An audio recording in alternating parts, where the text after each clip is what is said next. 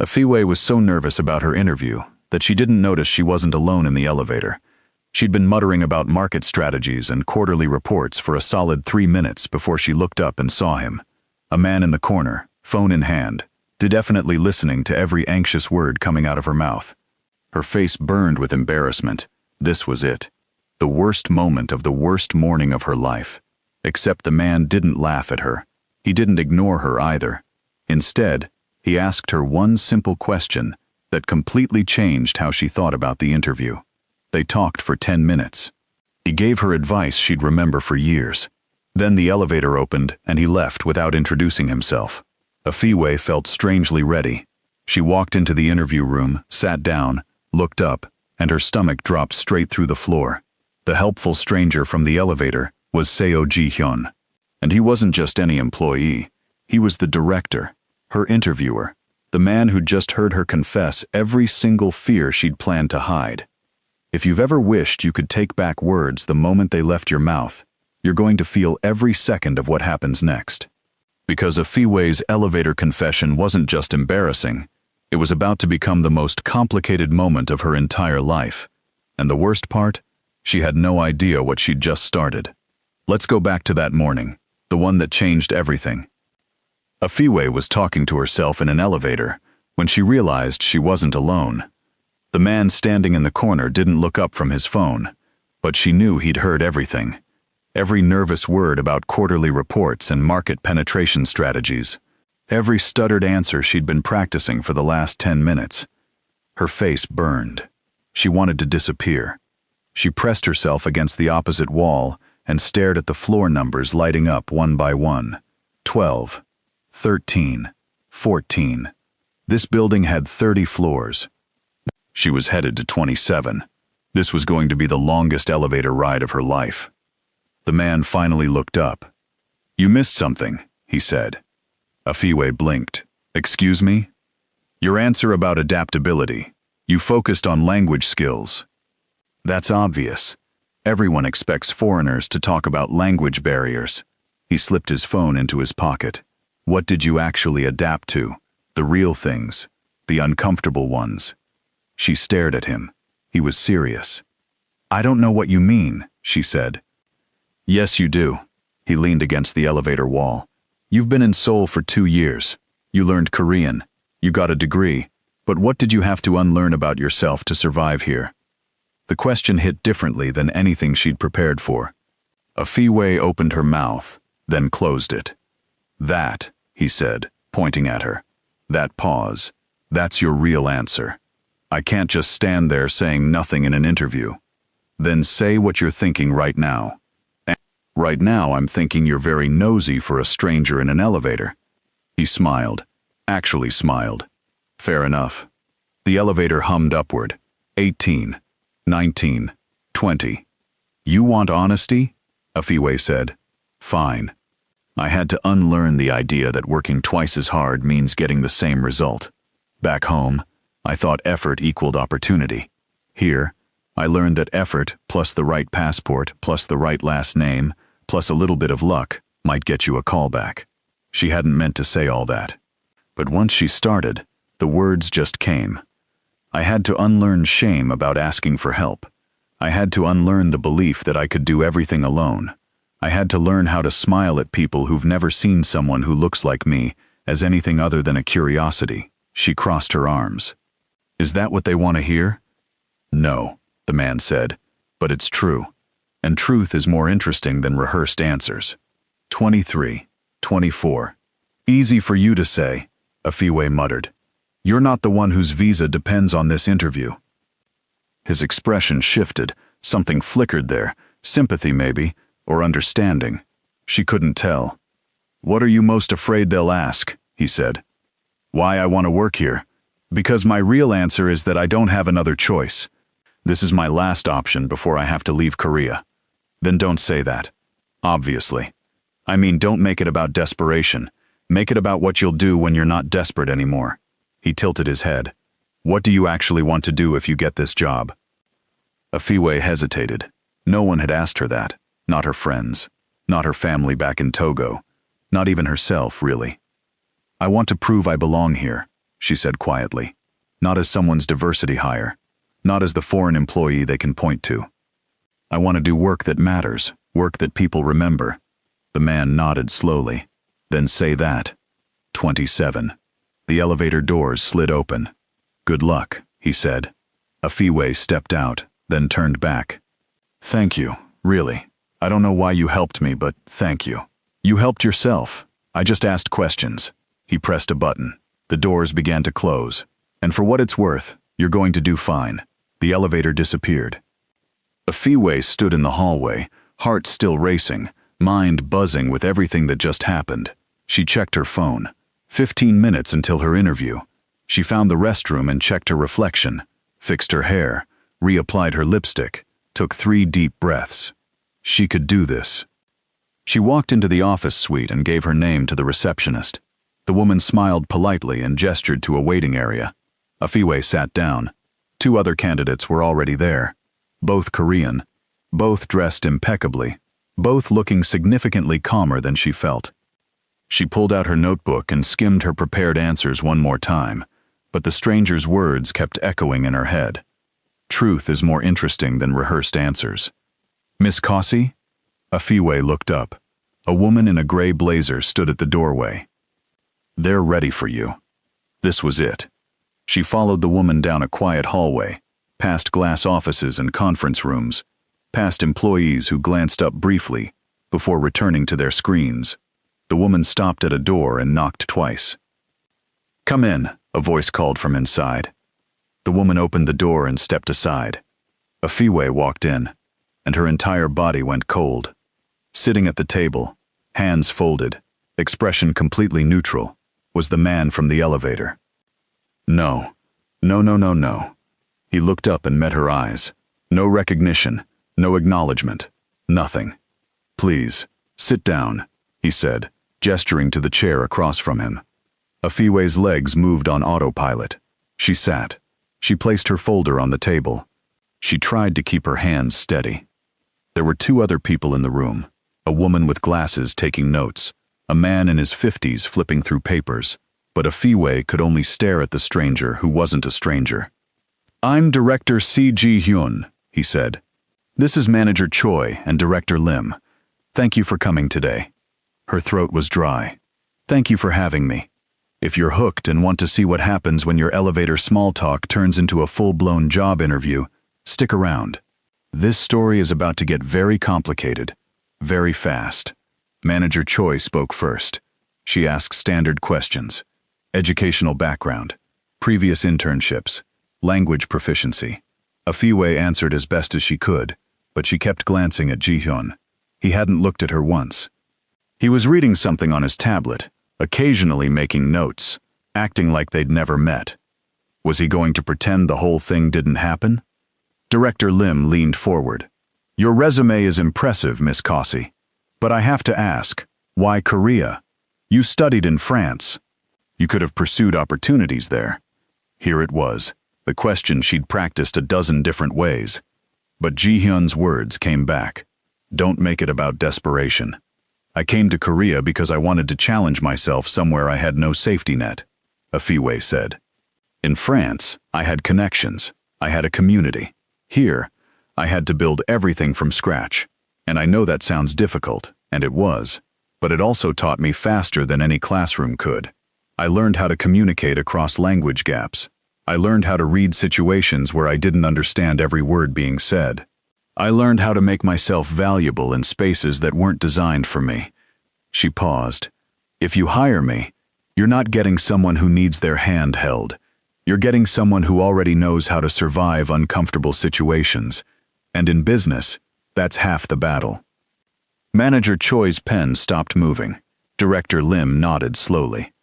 Ji-hyun finally looked up. His face was still unreadable, but his eyes stayed on her a moment longer than necessary. Tell me about a time you failed, he said. The room went quiet. Manager Choi glanced at him, surprised. That wasn't on the standard question list. Afiwè met his gaze. Last year, I had an internship at a marketing firm, small company. I was supposed to create a campaign for a skincare brand. I worked on it for 2 weeks. Research, demographics, messaging, everything. I presented it to the client and they hated it. Why? Ji-hyun asked. Because I approached it like a French campaign. I focused on individuality and self-expression. But the client wanted something that emphasized group harmony and social trust. I didn't fail because I did bad work. I failed because I didn't understand my audience. And what did you do? I apologized. I asked questions I should have asked in the beginning. I redid the entire campaign in 4 days and presented again. They approved it. She leaned forward slightly. I learned that being smart doesn't matter if you're solving the wrong problem. Ji-hyun wrote something down. Still no expression. One more question, he said. Why do you want this job? There it was, the big one. Afiwè could feel the weight of it. She could give the safe answer. Talk about company values and growth opportunities, but something about the way Ji-hyun was watching her made her feel like he'd know if she lied. So she didn't. Because I'm tired of being impressive on paper and invisible in person, she said. I want to work somewhere that will actually let me do the job I'm qualified for. Not a reduced version of it, not a trial run, the real thing. She looked at all three of them. And I want to stop wondering if I'll have to leave Korea just when I've finally figured out how to live here. Silence. Manager Choi and Director Lim exchanged glances. Ji-hyun closed his folder. Thank you, Miss Kasi, he said. We'll be in touch within a week. That was it. Interview over. Afiwè stood, bowed slightly, and walked out of the room. Her hands were shaking.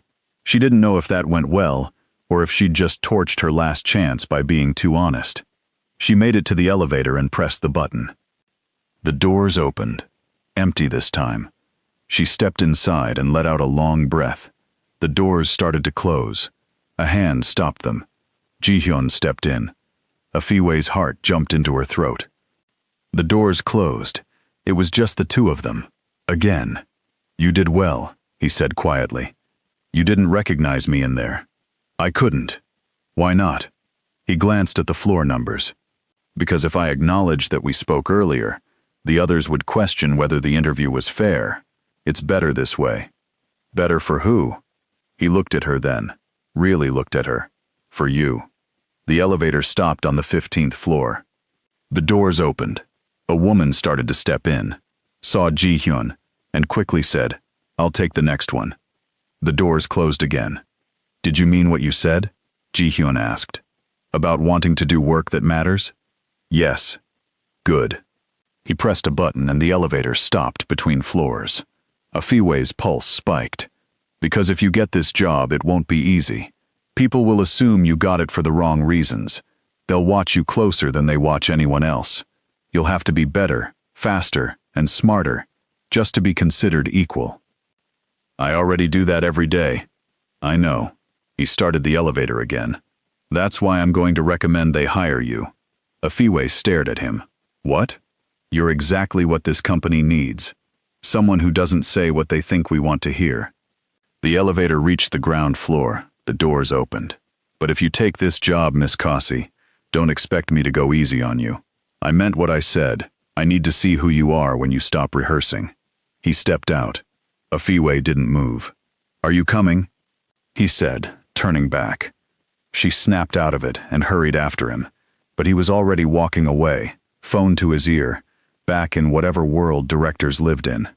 She stood in the lobby, completely disoriented. What just happened? Her phone buzzed. A text from her friend Yuna. How did it go? Are you dead? Afiwè typed back. I don't know. I think it went well, maybe. I have no idea. She took the subway home in a daze. Her tiny apartment felt even smaller than usual when she walked in. One room. A bathroom barely big enough to turn around in. A kitchen that was really just a hot plate and a mini fridge. But it was hers. For now. She collapsed onto her bed and stared at the ceiling. Her phone rang. Her mother. Afiwè answered. Hi, Mama. Afiwè, how are you? Did you eat today? Yes, Mama. Did you eat rice or just bread again? Afiwè smiled despite herself. Rice, Mama. Good. You need strength. How did your interview go? She closed her eyes. I think it went okay. I won't know for a week. God will make a way. He always does. I hope so. Her mother's voice softened. If it doesn't work out, you can always come home. Your father's shop is doing better. We can help you find something here. Afiwè's chest tightened. Going back to Togo wasn't failure. She knew that, but it felt like it. I know, Mama. Thank you. They talked for a few more minutes before hanging up. Afiwè lay there in the silence, staring at the cracks in the ceiling. She thought about Ji-hyun's face when he said, "You're exactly what this company needs." She thought about the way he stopped the elevator, the way he looked at her like he actually saw her. Stop it, she told herself. He's a director. You're a candidate. That's all this is. But her brain kept replaying the conversation. 5 days passed. Afiwè checked her email obsessively. Nothing. On the 6th day, she was working her part-time job at a coffee shop when her phone rang. Unknown number. Her hands shook as she answered. Hello? Miss Kasi, this is Manager Choi from SH Corporations. Do you have a moment? Afiwè stepped away from the counter. Yes, I do. We'd like to offer you the position. Congratulations. The world tilted. Are you there? Manager Choi asked. Yes, I'm here. Thank you. Thank you so much. They discussed start dates and paperwork and salary. Afiwè barely heard any of it. Her brain was spinning. She got the job. She actually got the job. When the call ended, she stood in the back room of the coffee shop and let herself cry, just for a minute. Relief and disbelief and something that felt almost like hope. Yuna screamed when Afiwè told her. Literally screamed. They went out that night for cheap soju and fried chicken, and for the first time in months, Afiwè let herself relax. You're going to be amazing, Yuna said, raising her glass. They're lucky to have you. I just hope I don't mess it up. You won't, and if anyone gives you trouble, call me. I'll fight them. Afiwè laughed. Yuna was barely 5 feet tall and worked at a bakery, but she was fierce in all the ways that mattered. Her first day arrived faster than expected. Afiwè stood outside the SH Corporations building at 7:45 in the morning, smoothing down her blazer for the 10th time. Employees streamed past her, all moving with purpose, all looking like they belonged. She took a breath and walked inside. Manager Choi met her in the lobby and walked her through orientation, ID badge, email login, desk assignment, company policies. It was all so normal and surreal at the same time. You'll be working under Director Seo's team, Manager Choi said as they walked toward the elevator. He oversees strategic development. You'll report directly to him for your first 3 months. Afiwè's stomach flipped. Director Seo? Yes. He specifically requested you for his team. Of course he did. They took the elevator to the 27th floor. The same floor as her interview. Manager Choi led her through the office, past rows of desks and glass-walled meeting rooms, until they reached a section near the windows. This is you, Manager Choi said, gesturing to a desk. It was small but neat. A computer. A chair, a nameplate that said Afiwè Kosi, Strategic Development Associate. Her throat tightened. Seeing her name like that made it real. Director Seo will meet with you at 9 to go over your first assignment, Manager Choi said. Do you have any questions? About 1 million, but Afiwè just shook her head. No, thank you. Manager Choi smiled and left. Afiwè sat down at her desk and logged into her computer. Around her, people were talking, typing, moving. No one paid her any attention. She was just another employee, except she wasn't. She could feel eyes on her. Subtle glances, whispers. A woman at the desk next to hers leaned over. You're new, right? Yes, today's my first day. I'm Minji. She smiled, but it didn't quite reach her eyes. Welcome. If you need anything, just ask. Thank you. Minji turned back to her screen, and Afiwè caught her glancing at someone across the room. A man looked back and shrugged. Great. At exactly 9 o'clock, Afiwè's desk phone rang. Miss Kasi, please come to Director Seo's office. She stood, smoothed her blazer again, and walked across the floor. His office was in the corner, glass walls, a door that was currently closed. She knocked. Come in. She opened the door. Ji-hyun sat behind his desk, reading something on his computer. He didn't look up. Close the door and sit down. Afiwè did. He finished whatever he was reading, then finally looked at her. His expression was the same as the interview. Calm, professional, unreadable. Your first assignment, he said, sliding a folder across the desk. We're developing a proposal for a European client. Fashion brand expanding into Korea. I need market analysis, demographic breakdowns, and competitive positioning. You have 1 week. Afiwè opened the folder. It was thick, detailed, and way more complex than she expected for a first-day assignment. 1 week? She said. Is that a problem? No. I just thought I'd have some time to settle in first. You want to prove you belong here, right? He leaned back in his chair. Then prove it. Her jaw tightened. Understood. She stood to leave. One more thing, Ji-hyun said. She turned. People are going to talk. About you. About why I hired you. Ignore it. Do your work. Let the results speak. And if the results aren't enough, then work harder. Afiwè stared at him. The man who gave her advice in the elevator felt like a completely different person from the one sitting in front of her now. Is that all, Director Seo? She said. Yes. She left. Back at her desk, she opened the folder and started reading. The assignment was massive. A week was barely enough time, but she wasn't about to complain. She worked through lunch. She worked through the afternoon. By 6 o'clock, most people were packing up. Minji stopped by her desk. You're staying late? Just want to get a head start, Afiwè said. Why, don't burn out on your first day. Minji smiled that same thin smile. Though I guess you have a lot to prove, huh? Afiwè looked up. What does that mean? Nothing. Just that Director Seo doesn't usually personally select new hires. You must have really impressed him. There it was. I hope I impressed the whole panel, Afiwè said evenly. Minji's smile didn't waver. I'm sure you did. See you tomorrow. She left. Afiwè exhaled slowly and went back to her screen. At 8 o'clock, the office was almost empty. Afiwè's eyes were burning, but she kept working. She didn't notice someone approaching until they were right next to her desk. Ji-hyun. She jumped slightly. Director Seo. You're still here. I wanted to make progress. He glanced at her screen. Go home, Miss Cossey. This isn't a test of endurance. You said I have 1 week, and you'll have better ideas with sleep than without it. He picked up his bag from his office. Come on, I'm leaving too. It wasn't really a suggestion. Afiwè saved her work and shut down her computer. They walked to the elevator in silence. When the doors opened, 2 employees were inside. They both bowed quickly when they saw Ji-hyun. Good night, Director Seo. He nodded. The employees glanced at Afiwè, then at each other. She could already hear the rumors starting. The elevator ride down was painfully silent. Afiwè stood on one side, Ji-hyun on the other. The 2 employees from earlier had gotten off on the 15th floor.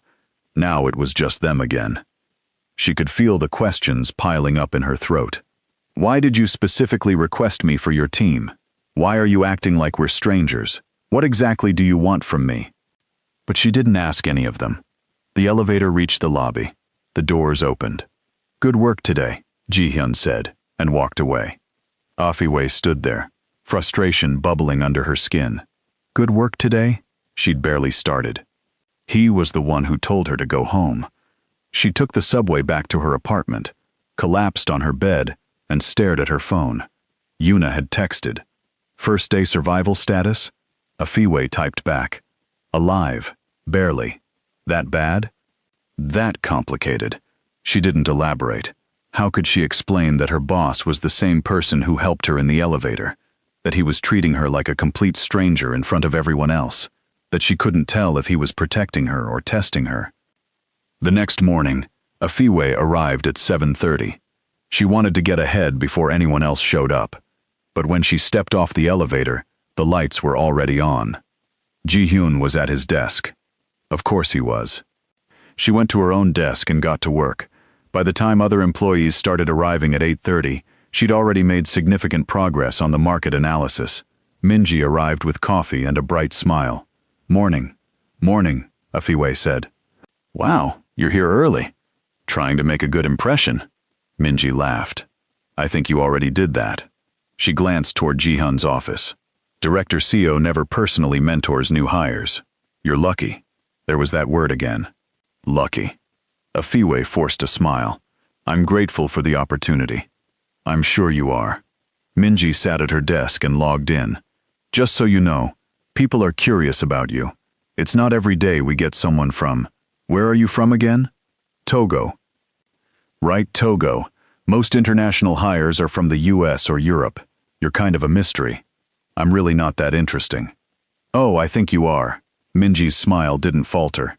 Anyway, if you need help navigating office politics, let me know. Things can get tricky if you don't know the unspoken rules. It sounded helpful, but something about the way she said it made Afiwè's stomach tighten. Thanks, Afiwè said. I'll keep that in mind. The week moved faster than Afiwè expected. She worked late every night, refining the market analysis, double-checking her data, making sure every slide in her presentation was perfect. Ji-hyun called her into his office twice. Both times, he asked sharp questions that made her rethink her approach. Both times, he sent her back to her desk with more work. He wasn't mean, but he wasn't warm either. On Friday, she finally finished. She sent the report to Ji-hyun at 6 in the evening and waited. An hour later, her phone buzzed. Come to my office. She walked over. He was reading her report on his computer, scrolling slowly. She stood in front of his desk and waited. Finally, he looked up. This is good, he said. Relief flooded through her. Thank you. But there's a problem. Her stomach dropped. What problem? You wrote this like you're trying to impress me. He turned the screen toward her. See this section? You're over-explaining. You don't trust the data to speak for itself. Afiwè looked at the screen. He was right. She'd added extra context, extra justification, extra everything. I wanted to be thorough, she said. You wanted to be safe. There's a difference. He leaned back. Redo this section. Strip out anything that sounds like you're apologizing for your conclusions. I need confidence, not caution. She bit the inside of her cheek. When do you need it? Monday morning. That's my weekend. Yes, it is. He looked at her. Is that a problem? She wanted to say yes. She wanted to tell him that she'd worked 60 hours this week already, that she was exhausted, that he was being unfair. But she didn't. No problem, she said. Good. Send it to me by 8 on Monday. We're presenting to the client at 10. Wait. We, Afiwè said. You did the work. You're presenting it. Her heart jumped. I've never done a client presentation before. Then Monday will be a learning experience. He closed his laptop. Go home, Miss Cossey. And get some rest. You look tired. She left his office, her emotions tangled somewhere between anger and panic. Her first client presentation, in 3 days. She spent the entire weekend revising. She rewrote the section Ji-hyun flagged. She practiced her presentation out loud in her apartment. She timed herself. She anticipated questions. By Monday morning, she was ready. Exhausted, but ready. She arrived at the office at 7. Ji-hyun was already there. She sent him the revised report. 5 minutes later, he replied, Better. Meet me in conference room B at 9:30. The client arrived at exactly 10. 3 people, 2 men and a woman, all dressed sharply, all looking vaguely skeptical. Ji-hyun introduced Afiwè. This is Miss Cossey, one of our strategic development associates. She'll be walking you through our market analysis. The clients looked at her. The woman smiled politely. One of the men nodded. The other just stared. Afiwè opened her presentation. Her voice shook slightly on the first slide, but by the third slide, she found her rhythm. She walked them through the data. She explained the demographic breakdowns. She highlighted competitive gaps in the market. The clients started nodding. One of them asked a question. She answered it. Another asked a follow-up. She answered that too. By the time she finished, the woman was smiling for real. This is excellent, she said. Very thorough. Thank you, Afiwè said. The meeting wrapped up. The clients shook hands with Ji-hyun. Then with Afiwè. "We'll be in touch," the woman said. When they left, Afiwè let out a breath she didn't know she was holding. Ji-hyun closed his folder. "You did well. I was terrified. I know, but you didn't let it show." He stood. "That's the difference between good work and good presentation. You're learning." It wasn't exactly praise, but coming from him, it felt close enough. As they left the conference room, Afiwè noticed Minji and 2 other employees standing near the coffee station. They stopped talking when they saw her. She ignored it and went back to her desk. But an hour later, she found something strange. A sticky note on her keyboard. "How well do you really know your boss?" Afiwè frowned. She looked around. No one was paying attention to her. She crumpled the note and threw it away.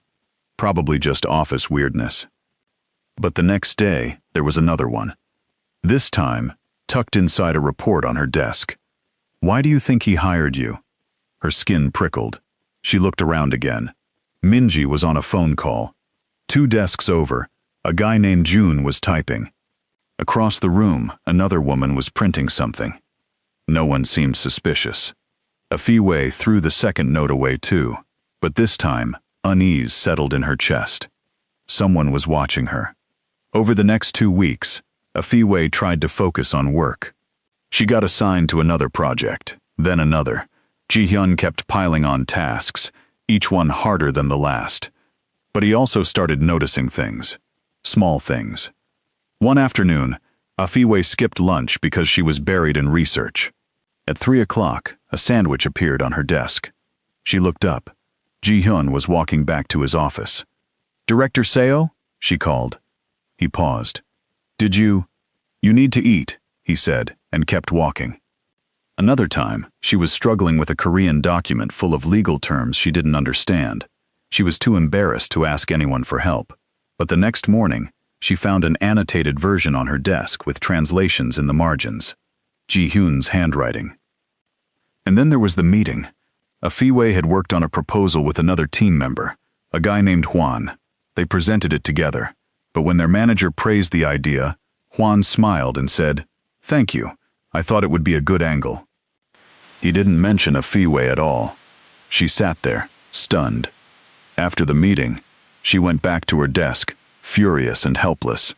An hour later, Ji-hyun called another meeting. Same people. "I looked over the proposal again," he said. "The strategy is solid. Miss Kasi, that framing was your idea, correct?" Afiwè blinked. "Yes. Good work. I want you to take the lead on execution." Hwan's face went red. After the meeting, Afiwè caught up to Ji-hyun in the hallway. "You didn't have to do that," she said quietly. "Do what?" "Call out my contribution." "Why wouldn't I? It was yours." He looked at her. "If someone takes credit for your work, correct it. Don't wait for someone else to do it for you." "Even if it makes me look difficult?" "Better difficult than invisible." He walked away, leaving her standing there. If you're wondering whether Afiwè is about to fall for her impossible boss, you're not alone. She's wondering the same thing. And it's about to get so much messier. The problem was, the more Ji-hyun noticed, the more people started noticing him noticing. Afiwè could feel it. The looks, the whispers. Minji stopped by her desk one afternoon with a smile that didn't reach her eyes. "You and Director Seo seem to work together a lot," she said. "He's my supervisor," Afiwè said carefully. "Right. Of course. It's just, he's usually not this hands-on with new hires." Minji tilted her head. "You must be really talented." "I'm just doing my job." "Of course you are." Minji's smile lingered a second too long before she walked away. That night, Afiwè stayed late again. She was the last one on the floor, or so she thought. When she finally shut down her computer and stood up, she saw light coming from Ji-hyun's office. She hesitated, then walked over and knocked lightly. "Come in." She opened the door. He was reading something, glasses on, sleeves rolled up. "I'm heading out," she said. "Just wanted to let you know." He looked up. "It's almost 9. "I know. You stay late a lot." "So do you." He almost smiled. "Almost. Go home, Miss Kasi." I'm going. She turned to leave, then stopped. Can I ask you something? Go ahead. Why do you help me? He set down his pen. What do you mean? The lunch, the translated documents, the meeting with Juan. You don't do that for other people. How do you know what I do for other people? Because they've told me. She crossed her arms. People are starting to talk about why you hired me, about why you give me so much attention. Ji-hyun's expression didn't change. And what do you think? I think you're making my life harder by trying to make it easier. Silence. He took off his glasses and looked at her directly. Do you want me to stop? He asked. I want to know why you're doing it in the first place. Because you're good at your job, and because people will try to undermine you, whether I help you or not. At least this way, you have a chance. A chance at what? At proving you don't need my help. The answer caught her off guard. She didn't know what to say. Go home, Ji-hyun said again, softer this time. It's late. Afiwè left, her thoughts swirling. But as she waited for the elevator, her phone buzzed. An email.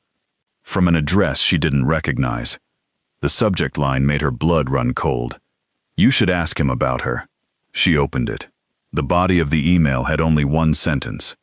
Director Sokyo is engaged. Did he tell you that? Afiwè's hands went numb. The elevator doors opened. She stepped inside, staring at her phone. Engaged. No, that couldn't be true. She rode the subway home in a daze. She kept rereading the email. No photos, no proof, just that one sentence. It could be a lie, someone messing with her. But what if it wasn't? She barely slept that night. The next morning, she came in determined to act normal. She wouldn't ask him. She wouldn't give whoever sent that email the satisfaction. But at lunch, Minji sat down next to her in the break room. Can I ask you something? Minji said. Afiwè looked up from her rice. Sure. Do you know much about Director Seo's personal life? Her stomach dropped. No, why would I? No reason, it's just, he's very private. Most people don't even know he's supposed to get married. There it was. Afiwè kept her face neutral. I didn't know that. Yeah. His family arranged it years ago. Some business merger thing. She's from a very prominent family. Minji smiled. I just thought you should know, since you two work so closely together. Why would I need to know that? Minji shrugged. No reason. Just office gossip. She stood and left. Afiwè sat there, her appetite gone. So it was true. Ji-hyun was engaged. And he never said a word. That afternoon, she avoided him. She sent her updates via email. She didn't go to his office. She left at exactly 6, before he could catch her. But the next day, he called her in. Sit, he said when she entered. She sat.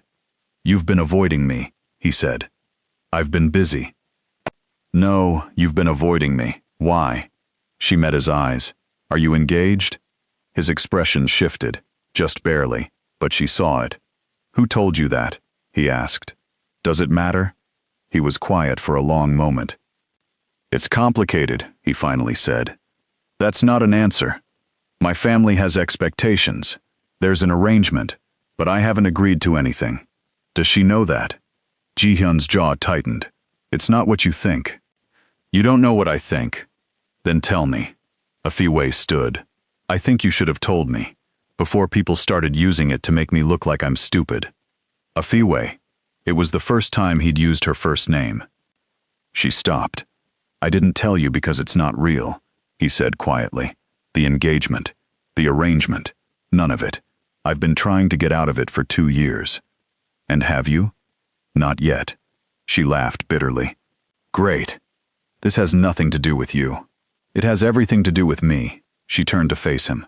People already think I got this job because of you.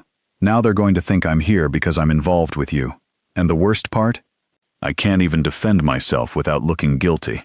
So what do you want me to do? Stop noticing me. Her voice cracked. Stop helping me. Stop acting like I'm different from everyone else. Because every time you do, it makes my life harder. Ji-hyun stood. If I stop, they'll tear you apart. And if you don't, they'll do it anyway.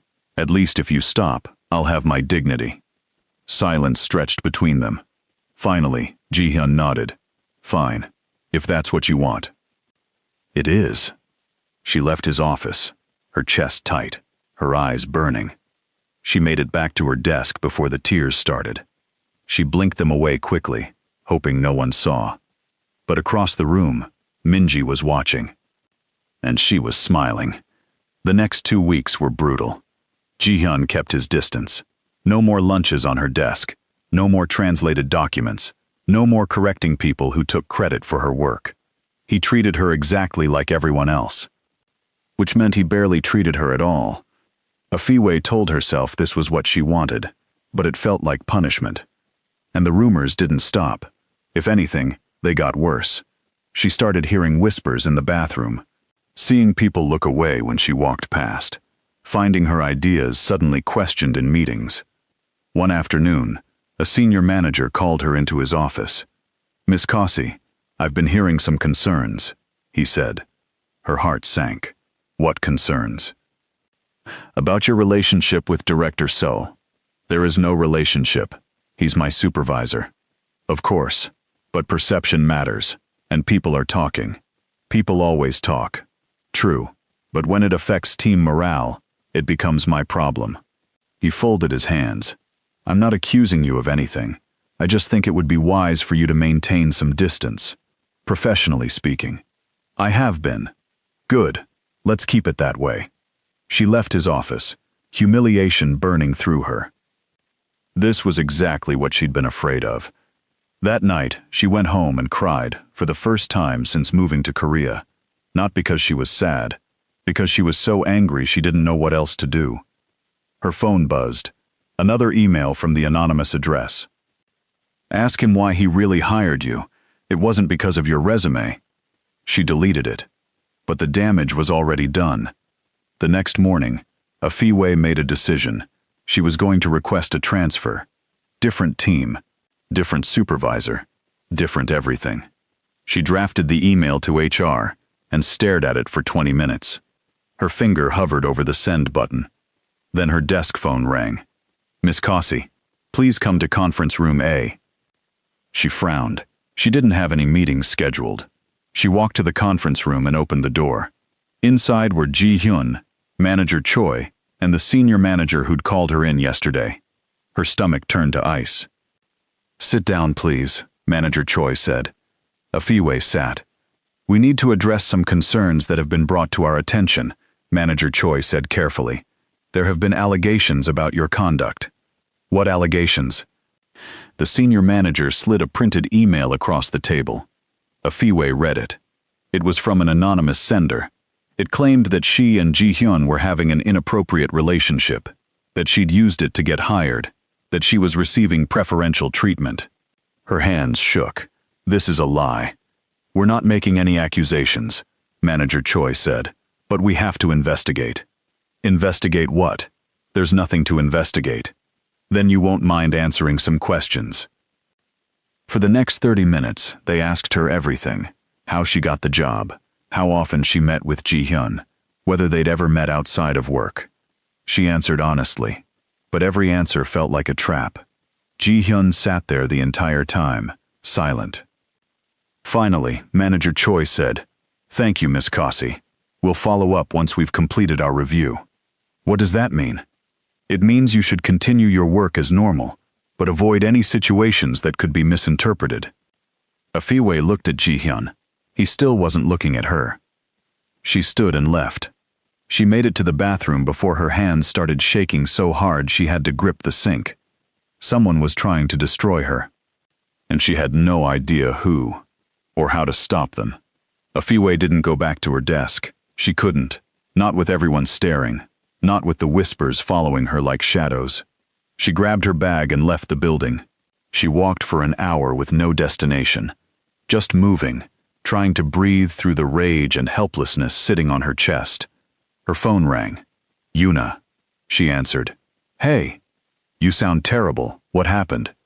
Afiwè told her everything. The emails, the investigation, the humiliation. Yuna was quiet for a long moment.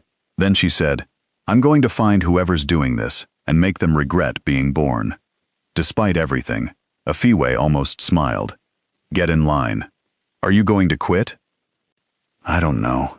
Maybe I should. Don't you dare. Yuna's voice turned fierce. You earned that job. Don't let some jealous coward chase you out. It's not that simple. It never is. But running away won't fix it. You know that. Afiwè did know that, but knowing it and living it were two different things. She went back to the office an hour later. People looked at her, then looked away. She sat at her desk and opened her laptop. Her hands were still shaking. At 6 o'clock, most people left. Afiwè stayed, not because she had work, because she didn't want to go home and sit alone with her thoughts. At 7, Ji-hyun appeared at her desk. Come with me, he said. It wasn't a request. She followed him to his office. He closed the door and turned to face her. I'm sorry, he said. She blinked. For what? For putting you in this position. You were right. I should have kept my distance from the beginning. It's a little late for that now. I know. He ran a hand through his hair, the most unguarded she'd ever seen him. But I'm going to fix this. How? You can't stop people from talking. No, but I can find out who's been sending those messages, and I can make sure HR knows this investigation is garbage. That'll just make it worse. They'll say you're protecting me because we're involved. Let them say it. Easy for you to say. You're not the one whose career is on the line. Neither is yours. He looked at her directly. I won't let them fire you over lies. You can't promise that. Watch me. There was something in his voice, a sharpness she hadn't heard before, like he'd made a decision, and nothing was going to change it. Why are you doing this? Afiwè asked quietly. Because you don't deserve any of this, and because I'm tired of pretending I don't care whether you stay or go. The air shifted. Afiwè's heart was beating too fast. Director Seo. Ji-hyun, he said. My name is Ji-hyun. I can't call you that. Why not? Because you're my boss. Because people are already destroying my reputation. Because you're engaged to someone else. Her voice cracked. Because none of this is fair, and I'm so tired of fighting. She didn't mean to say that last part, but it came out anyway. Ji-hyun stepped closer. Not too close, but close enough that she could see the exhaustion in his eyes that matched her own. The engagement is over, he said. She stared at him. What? I ended it. 2 days ago. I told my family I wasn't going through with it. Why? Because I don't love her. I never did. And because staying in something I don't want just to keep the peace was making me a coward. Afiwè's chest tightened. Your family must have lost their minds. They did. He smiled grimly. They're threatening to remove me from the company. Cut me off financially. All of it. Ji-hyun, I don't care. I've spent my entire life doing what they wanted, studying what they chose, taking the job they picked, agreeing to marry someone I barely know. I'm done. She didn't know what to say. She wanted to be angry at him for waiting so long, but all she felt was a strange, aching relief. What happens now? She asked. I don't know, but I'm going to find out who's been targeting you, and I'm going to make sure they can't hurt you anymore. And then? He looked at her for a long moment. And then I'm going to ask if you'll have dinner with me, somewhere far away from this office, where no one knows who we are. Her breath caught. That's a terrible idea. Probably. People will find out. Maybe. It could ruin everything. It might. He tilted his head slightly. But I'm asking anyway. Afiwè's heart was doing things it had no business doing. I need to think about it. Fair enough. He stepped back, giving her space. Go home. Get some rest. We'll figure this out tomorrow. She left his office, her mind spinning. That night, she lay in bed staring at the ceiling, replaying the conversation over and over. Ji-hyun had ended his engagement. For himself, he said. Not for her. But still. The next morning, Afiwè arrived at work bracing for more whispers. But something strange happened. People weren't looking at her. They were looking at Minji. Afiwè sat down at her desk, confused. Across the room, Minji was at her computer, face pale, hands clenched. Manager Choi appeared at Minji's desk. "Miss Park, come with me, please." Minji stood slowly and followed her. Afiwè caught Jun's eye. He leaned over. They found out she was the one sending those emails. Afiwè's heart stopped. What? IT traced the anonymous messages back to her personal email. She's been trying to get you fired since day one. Why? Jun shrugged. Jealousy, I guess. She wanted a position on Director Seo's team and didn't get it. You did. Afiwè sat back, stunned. All this time it was Minji. An hour later, Minji was escorted out of the building with her belongings in a box. She didn't look at anyone. But when she passed Afiwè's desk, her expression was pure venom. Afiwè watched her go, a strange mix of relief and sadness washing over her. At lunch, Manager Choi stopped by her desk. "Miss Cossie, I owe you an apology. The investigation has been closed. We found evidence that Miss Park fabricated the allegations against you. I'm sorry you had to go through that." "Thank you," Afiwè said quietly. "Director Seo recommended you for a raise, by the way, based on your performance over the last 2 months." HR approved it. Afiwè blinked. "He did?" "Yes, you've been doing excellent work. We're lucky to have you." Manager Choi walked away. Afiwè sat there, processing. It was over. The rumors, the investigation, all of it. She stood and walked to Ji-hyun's office. The door was open. He was on a call. He saw her and gestured for her to wait. When he hung up, she stepped inside. "You got Minji fired," she said. "No, Minji got herself fired. I just made sure IT did their job. And the raise? You deserved it 2 weeks ago. I was waiting for the investigation to clear first." She crossed her arms. "You didn't have to do that. I know. I wanted to." "Why?" "Because you're good at your job, Afiwè, and because I'm tired of watching people try to tear you down for it." There it was again, her first name. It sounded different when he said it. She took a breath. "About that dinner." He looked up. "I'll go," she said, "but not because you're my boss, and not because you helped me. I'll go because I want to." A slow smile spread across his face, the first real one she'd ever seen from him. "Saturday?" he asked. "Saturday." She left before she could change her mind. "If you've been rooting for these two since that elevator, trust me, you're not ready for what happens next. Stay with me." Saturday came faster than Afiwè expected. She changed outfits 4 times before settling on something simple, a black dress, nothing fancy. She didn't want to overthink it. Ji-hyun picked her up at 7. He wasn't wearing a suit, just jeans and a sweater.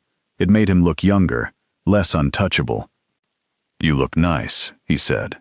"So do you." They drove to a small restaurant in Itaewon, far enough from the office that they wouldn't run into co-workers. It was quiet, intimate, the kind of place where people went to disappear for a while. They ordered food and fell into an easy rhythm.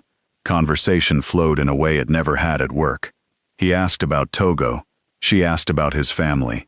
He told her about the fight with his parents after he ended the engagement. She told him about the guilt she felt for leaving home. "Do you regret it?" he asked. "Coming to Korea?" She thought about it. "No, but some days are harder than others." "What makes them easier?" She smiled. "Good food, good friends, and occasionally, good bosses who give terrible first impressions." He laughed. Actually laughed. "I did come off badly in that interview, didn't I? You terrified me. You didn't show it. I was very good at pretending. You still are." She looked at him. "What do you mean?" "You pretend you don't need help. You pretend the whispers don't bother you. You pretend you're fine when I know you're not. And you pretend you don't care about anything," she countered. "You pretend you're just doing your job when you go out of your way to protect people. You pretend you're fine being alone. Maybe we're both good at pretending," he said quietly. "Maybe we are." Their eyes met across the table. The tension that had been building for months was impossible to ignore now. "Can I ask you something?" Afiwè said. "Anything. That day in the elevator. Why did you help me?" He was quiet for a moment. "Because you reminded me of someone." "Who?" "Me. 10 years ago. Terrified of failing. desperate to prove I belonged. He leaned back. I saw you rehearsing those answers, and I just thought, she's going to walk in there and try so hard to be what they want that they'll never see who she actually is. And you wanted them to see me? I wanted you to see yourself. Something in her chest cracked open. The waiter brought dessert. They shared it, the conversation drifting to lighter things. Favorite movies, worst travel experiences, childhood dreams. By the time they left the restaurant, it was almost midnight. Ji-hyun drove her home and parked outside her building. Thank you, Afiwè said, for tonight, for everything. I should be thanking you. For what? For giving me a reason to stop hiding. She looked at him. The streetlights cast shadows across his face. He looked tired, but also lighter somehow, like he'd set something heavy down. Good night, Ji-hyun, she said softly. Good night, Afiwè. She got out of the car and walked to her building. When she reached the door, she turned back. He was still there, watching to make sure she got in safely. She waved. He waved back. And for the first time in a long time, Afiwè went to bed smiling. The following week at work felt different. People still noticed when she and Ji-hyun talked, but the whispers had changed. Less vicious, more curious. Afiwè focused on her work. She led a presentation that landed a new client. She mentored a junior employee who was struggling with a project. She even started having lunch with some of the other women on her team. Slowly, carefully, she was building something that felt like belonging. One afternoon, her phone rang. An unknown number. Hello? Miss Cossey, this is the immigration office.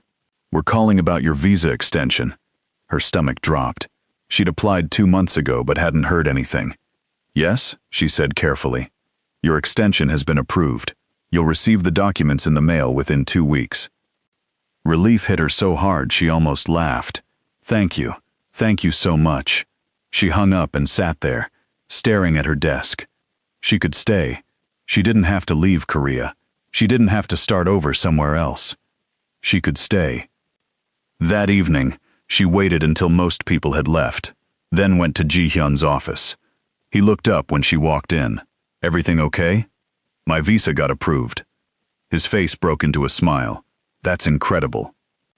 I know, she laughed, the sound slightly shaky. I can't believe it's real. He stood and walked around his desk. I'm proud of you. You didn't even do anything. Exactly. You did this yourself. That's why I'm proud. She looked up at him, her heart doing that inconvenient fluttering thing again. Can I take you to dinner? He asked. To celebrate? We just went to dinner last week. So let's make it a habit. She smiled. Okay.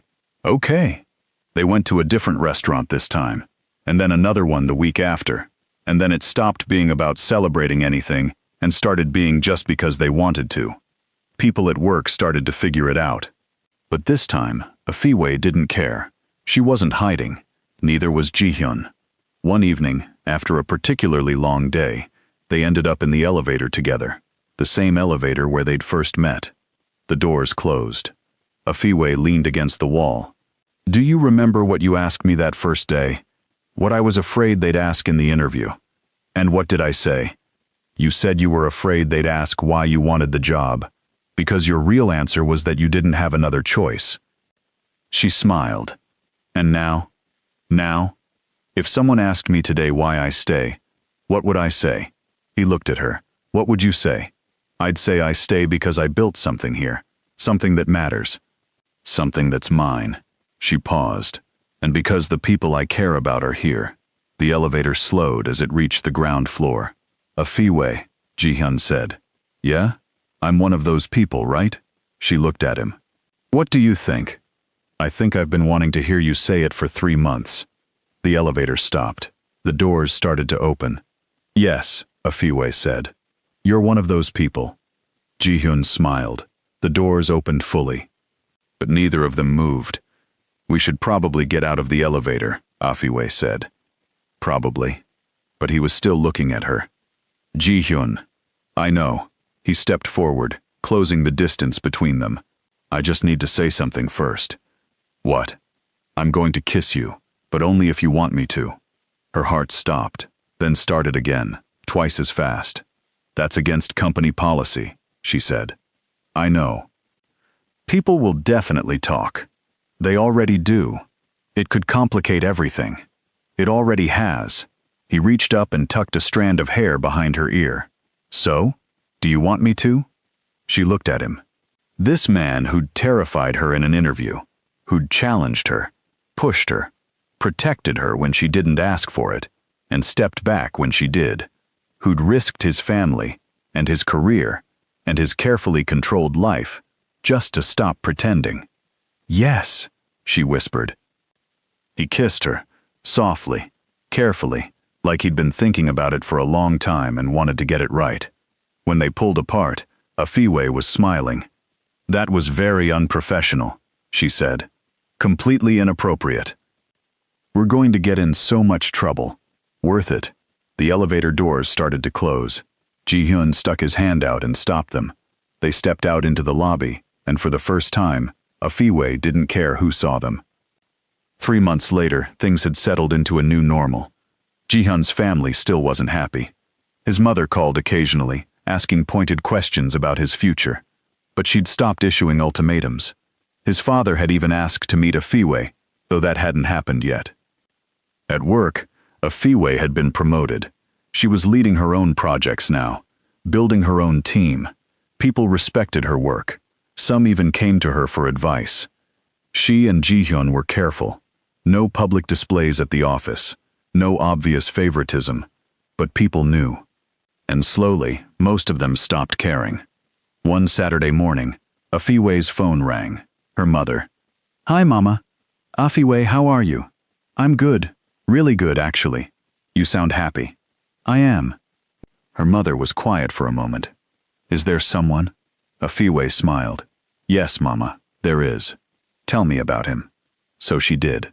She told her mother about Ji-hyun, about how they met, about how hard it had been, and how good it was now. When she finished, her mother said, "Does he treat you well?" "He does." "Does he respect you?" "More than anyone I've ever known." "Then I'm happy for you, my daughter. But I still want to meet him." Afiwè laughed. "I know. Soon." "Soon," her mother agreed. After they hung up, Afiwè looked around her apartment. It was still small, still cramped, but it felt like home now. Her phone buzzed. A text from Ji-hyun. "Lunch?" "I found a new place." She smiled and typed back. "Always." She grabbed her jacket and headed out. The subway was crowded, the streets were loud, and the sky was that particular shade of gray that meant rain later. But Afiwè didn't mind. She'd built a life here, a real one, with work she was proud of and people she loved and a future that felt possible. She met Ji-hyun at the restaurant. He was waiting outside, hands in his pockets, scanning the crowd. When he saw her, his face lit up. "Hey," he said. "Hey yourself." They went inside and ordered too much food like they always did. They talked about work and family and a trip they were planning to Jeju Island. At one point, Ji-hyun reached across the table and took her hand. "What?" Afiwè asked. "Nothing. I just wanted to." She squeezed his hand. "We're in public." "I know. People might see." "Let them."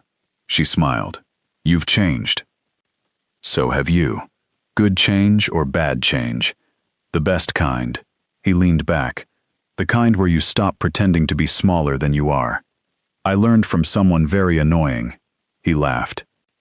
And sitting there, hand in hand with the man who'd once terrified her in an elevator, and then completely turned her world upside down, Afiwè realized something.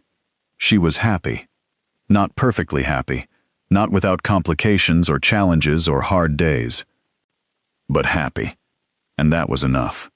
6 months after that, Afiwè stood in an elevator, the same one where it all started. She wasn't alone this time. Ji-hyun stood next to her, checking something on his phone. They'd just finished a meeting with a massive client. The deal had gone through. It was Afiwè's project, her strategy, her win. The elevator doors started to close when someone called out, "Hold the door!" A young woman rushed in, slightly out of breath, clutching a folder. She looked terrified. Afiwè caught Ji-hyun's eye. He smiled slightly. The woman glanced at them, then looked down at her folder and started muttering to herself. Market trends, customer engagement, brand loyalty. She was rehearsing. Afiwè bit back a smile. The woman suddenly realized she'd been talking out loud. Her face went red. Sorry, I have an interview and I'm really nervous. Afiwè looked at Ji-hyun. He nodded slightly. What are you most afraid they'll ask? Afiwè said. The woman blinked. What? In your interview, what question scares you the most? The woman hesitated. Why I want the job, I guess. Because my honest answer is that I really need it. And that doesn't sound good. Then don't make it about need, Afiwè said. Make it about what you'll do once you have it. What you want to build. What matters to you. The woman stared at her. That's actually really helpful. Good luck, Ji-hyun added. The elevator reached the 27th floor. The woman got out, looking back at them with a grateful smile. The doors closed. Afiwè looked at Ji-hyun. Think she'll get the job? If she takes the advice? Probably. You're assuming she will. You did. She laughed. Barely. He reached over and took her hand. And look how that turned out. The elevator reached the lobby. The doors opened. They stepped out together, hand in hand, into the bright chaos of Seoul. And Afiwè thought about that terrified girl who'd walked into this building 2 years ago, the one who thought this interview was her last chance, the one who had no idea that the stranger in the elevator would become the most important person in her life. She thought about everything that had happened since, the fear, the fighting, the failing and getting back up. And she realized something.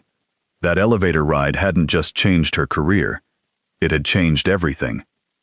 So if you've ever felt like you're one bad day away from losing everything you've worked for, if you've ever been the outsider trying to prove you belong, if you've ever met someone at the worst possible time and fallen for them anyway, this story was for you. Because sometimes, the thing that terrifies you the most is exactly what you need. Sometimes the person you least expect becomes the one you can't imagine living without. And sometimes, the best things in life start with a stranger in an elevator who asks the right question at exactly the right time. If this story made you feel something, hit that subscribe button.